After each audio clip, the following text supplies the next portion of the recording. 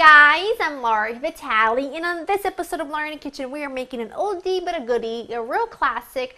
This is not the classic recipe for it, it's just my take on it, and I'm talking about beef stroganoff. Now, over the years, I've gotten a lot of questions and requests for beef stroganoff, goulash, yada yada, so I'm going to bring those to you, but today we are doing beef stroganoff, which is really easy actually, and my recipe for it, I feel like it's really easy yet super delicious, and it just works really, really well. And the ingredients you'll need are few, but kind of like standard stroganoff kinds of flavors. And if you have your own recipe on it or your own take on it, please share it with us, because I always love reading your take on like classic dishes.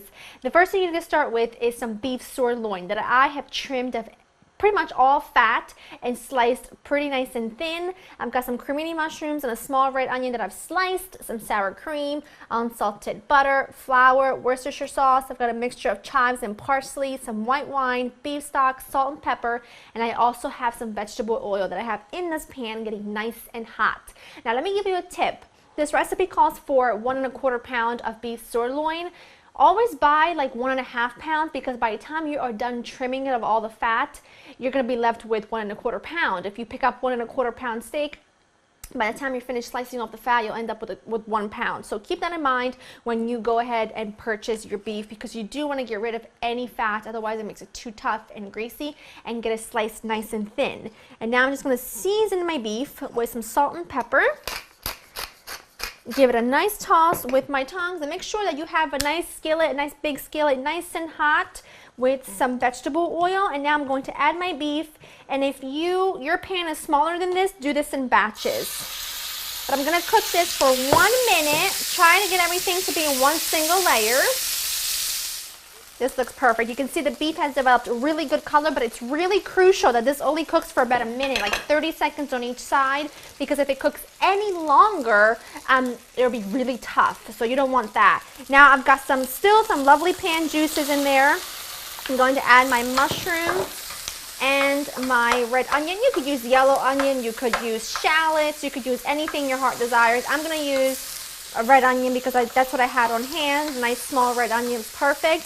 I'm also going to add the butter. Now it might seem like a lot of butter, it's only 2 tablespoons, but I need that to, when I add my flour, I want it to almost make a roux, but not really, just kind of coats the mushrooms and the onions really well, but I need a good amount of fat for it to really adhere. And I also want to cook my onion and mushrooms in this as well, get them really nice and buttery and delicious.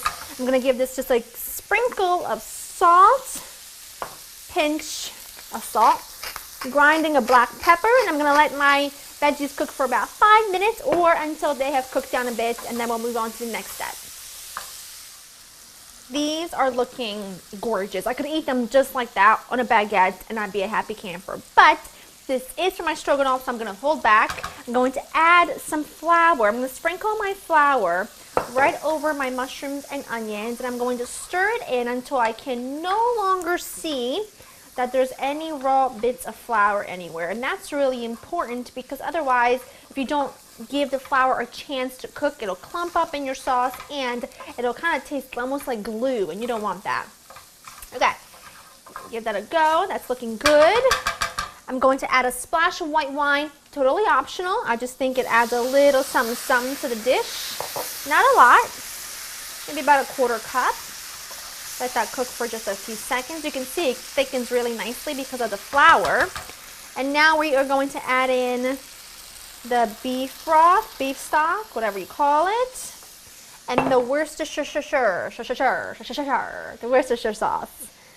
And now I'm going to give that a really good stir. I'm going to make sure everything is well combined. I'm going to lower this to about medium low, and I'm going to let this simmer for about 10 minutes. In the meantime, now I cannot have beef stroganoff without buttered egg noodles.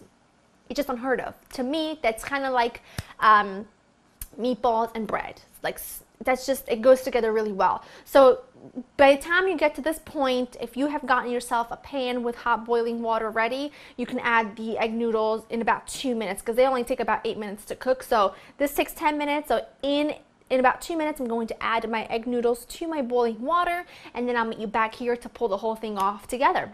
That easy. That looks perfect, exactly how I want it to look. So now at this point, I'm going to add in my sour cream. Now a lot of recipes call for like a cup or two of sour cream. My recipe only calls for a half a cup because I think it's plenty. But by all means, if you like more, go ahead and add more. Our seared beef with all its juices. And now I just want to cook this for literally a minute, just until everything just comes to a gentle simmer. I don't want this to boil, and I don't want to overcook it because otherwise I can risk curdling my sour cream and, most importantly, overcooking the beef, which I do not want to do. This is making my mouth literally water. And then I'm going to add my chopped parsley and my chopped chive mixture. Stir that in, let it cook for about a minute. I've got my egg noodles cooked, and I'm going to serve myself a little bit. So I'm gonna grab a plate, my egg noodles, and then I'll be ready to serve. Oh my, look at that. Look how gorgeous. I love it. Love it, love it, love it. That sauce is nice and thick and velvety and gorgeous. Those egg noodles are already buttered because you know, when you go ahead and have egg noodles, you need to have them buttered. I'm just going to grab a piece of beef, some of that sauce, some of the egg noodles. Look at that. That is like the perfect bite. It's hot though.